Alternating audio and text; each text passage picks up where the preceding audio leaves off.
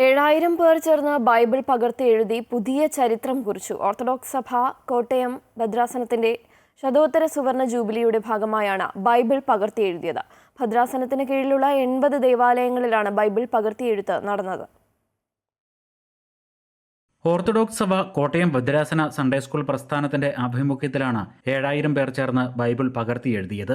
40 ദിവസത്തെ ആത്മീയ ഒരുക്കത്തിന് ശേഷമായിരുന്നു ആയിരങ്ങൾ പങ്കെടുത്ത ബൈബിൾ പകർത്തിയെഴുത്ത്. Pampady Pangada Saint Mary's Orthodox പള്ളിയിൽ ഡോക്ടർ യുഹാനോൻ മാർ ദിയസ്കോറസ് മെത്രാപ്പോലിത്ത ബൈബിളിലെ ഉൽപ്പത്തി പുസ്തകം 1-ാം അധ്യായത്തിന്റെ ആദ്യ ഭാഗം എഴുതി പരിപാടിയുടെ ഉദ്ഘാടനം നിർവഹിച്ചു.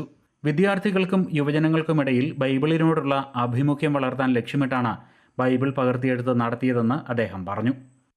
2026 കോട്ടയം മെത്രാസനം രൂപീകൃതമായിട്ട് 150 വർഷം പൂർത്തീകരിക്കുകയാണ്. അതിൻ്റെ ഭാഗമായി വിവിധ പദ്ധതികൾ മെത്രാസനത്തിൽ രൂപീകരിച്ചിട്ടുണ്ട്. അതിൽ ഏറ്റവും പ്രധാനപ്പെട്ട ഭാഗമാണ് വിശ്വാസികൾ, പ്രത്യേകിച്ച് കുഞ്ഞുങ്ങൾ, യുവാക്കൾ, യുവതികൾ വിശുദ്ധ വേദവചനത്തോടും വേദപുസ്തകത്തോടും സ്ഥിരമായി ബന്ധപ്പെടുക എന്നത്.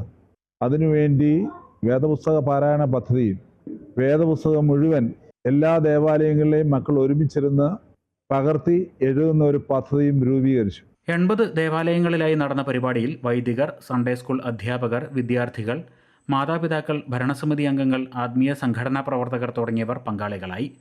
ഓരോരുത്തർക്കും എഴുതേണ്ട വേദഭാഗങ്ങൾ മുൻകൂട്ടി നിശ്ചയിച്ച് നൽകിയിരുന്നു. ഒരേതരം പേപ്പറിൽ ഒരേതരം പേന കൊണ്ടാണ് ബൈബിൾ പകർത്തി എഴുതിയത്. പൂർത്തീകരിച്ച വേദപുസ്തകം പാമ്പാടി മാർ കുറിയാക്കോസ് ദയറായിൽ സൂക്ഷിക്കും. അമൃത ന്യൂസ്, കോട്ടയം.